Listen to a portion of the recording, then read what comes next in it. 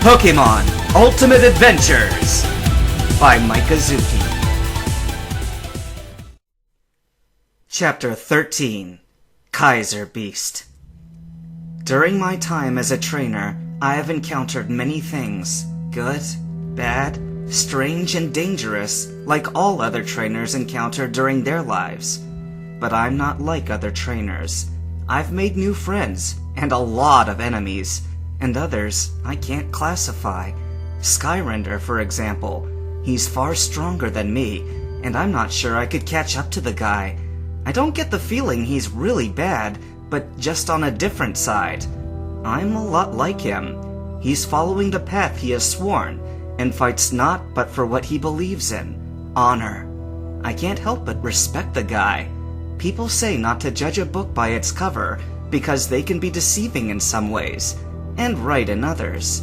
Skyrender may seem bad because he's the leader of a dangerous group, but he has true honor, and not evil. I can feel it. I guess because of all the bad influence he's had during his time as a fiend and the rough crowd, but maybe, just maybe, if I can defeat the fiends, I can open his eyes and show him a different path, and maybe the next time we fight, it won't be as enemies. But now, I have a greater concern, because all this time I was concentrating on the fiends. Something much worse has been brewing this whole time. A different enemy, a kind I have never fought before, and a greater evil. Ash Ketchum. Location: Green Forest, near Dark Forest. Arbok hissed as it slithered closer to its opponent. The massive snake reared its head, doing what it was famous for, with lightning quickness when it... Strike! Meowth leapt up and slashed his sparring partner with unparalleled reflexes. Snake Pokemon may be known for quick and lethal poisonous strikes, but if you wait too long, that'll give even the slowest Slowpoke enough time to beat you up before you even blink! He stretched out his claws, jumped up, and spun through the air as he slashed, wheezing, causing him to drop to the ground. Both of you may be equipped with poison barbs that'll increase your poison power, but it'll never do you any good if you can't even hit me! He looked down at his claws. On the other hand, one item per Pokemon may be the legal rules, but rules are things Team Rocket is above. With my Quick Claw, Focus Band, Dire Hit, God Specs, and Scope Lens, I'm invincible! Meowth growled.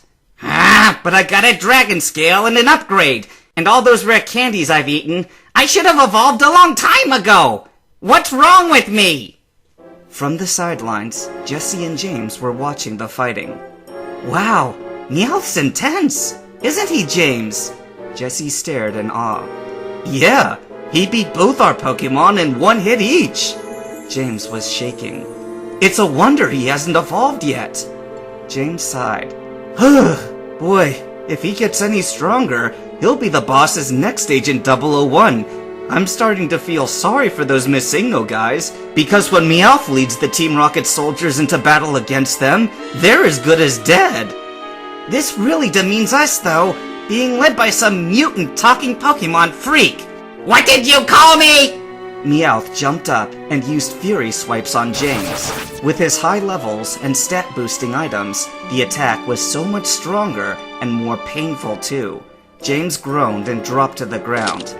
As long as I'm hanging with you two losers, I'm the boss around here. I've got power, I'm strong, I'm cool, and I'll defeat anyone who challenges me! Is that so, yes? You say you are strong? An unfamiliar voice spoke. The three turned around and saw someone, a figure standing atop the trees, watching them. Who are you? Team Rocket is pathetic. You even call yourself strong. You no even understand the meaning of the word. The stranger's accent was odd, but it was pretty obvious he was mocking them. Oh really? You want a piece of us? The trio shouted. No. But I know someone who do. He shook his head, and a smile became apparent on his face. We see how strong you are when I feed you to a Kaiser Beast! A thunderous roar was heard within the forest. The trio gasped as trees were being torn out of the ground as a gigantic creature emerged from the woods. Meanwhile, it had been several weeks since Ash's battle with Skyrender, and he was fully healed. Despite this, he could still remember the intensity when fighting Aquamarine and Skyrender. The two battles had really opened Ash's eyes, and he'd been training non-stop. The results of his training were apparent, as he had challenged every single Pokemon trainer in the city, and defeated each one in a single sweep. The number of battles fought was in the hundreds, and among them included Team Rocket elites, as well as Pokemon trainers who'd participated in the Indigo Plateau League, some of which who had placed even higher than Ash at the time. But at this point, none of them were any match for Ash. He just blew them away, along with every other opponent who fought him. Compared to any other Pokemon trainer, Ash had reached a completely different level. After fighting Aquamarine and Skyrender, no Pokemon trainer seemed at all like a challenge to him. Right now, Ash and his Pokemon were training in the woods. Normally, he would be found fighting against his own Pokemon, so that he and his Pokemon would get practice fighting all at once. But this time, the training was a little different. "On my count! Hit the target!" Ash yelled. Each Pokemon felt rather uneasy about attacking. "Don't make me bring out the pester balls!" Upon hearing him say that, Pikachu, Squirtle, Bulbasaur, and Charizard fired their strongest attacks. Thunder, Hydro Pump, Solar Beam, and Fire Blast. Ash shielded with the board. Luckily for him, the Quicksilver board really was indestructible and shielded him from the attack. Well, most of it anyway. The impact sent him flying into the trees. Not bad. He got up and rubbed his head. "Whoa! You guys sure have leveled up since I last saw you!" He sighed. Naturally, Charizards don't learn Fire Blast, but Ash had given him the TM to teach him the move. It was okay, I guess. "You still trying to master it?" Brock stepped forwards. "Uh-huh, and failing." Ash sighed. "I've gotten too strong to train against normal Pokemon trainers, but I haven't seen any signs of the Super Fiends either, so I don't know how much the training has paid off. But that's not the problem. It's this attack I'm trying to master. All it's been doing was hit me with a strong, lethal impact, and half the time, the attacks just flew off in different directions," he complained. "Isn't hitting you with an intense force what it should be doing?" asked Tracy. "And I noticed you're only using 4 Pokemon for this so-called super attack." "I only need these ones. If these 4 can do it correctly, then the foundation for it has been created. But it's very hard to do. All they've been doing was simply hitting me with their attacks. But that's not how it works. The 4 Pokemon I've chosen each have an element representing the main 4 that comprise the world, or so I've heard in RPGs. Earth, Fire, Wind, and Water. Bulbasaur's element is Grass, which comes from Earth, while Charizard and Squirtle are obviously Fire and Water. Pikachu is Electric, but it can also be classified as Wind. If I'm correct, the fusion of these elements will create a power beyond anything we've ever seen," Ash explained. However, it's easier said than done. In order to fuse the elements, they have to be in perfect balance, meaning they have to strike as if they were one, with the same strength and perfect sync in order to fuse the 4 elements into a foundational element. The foundation coming from those fused elements is a base element of incredible power.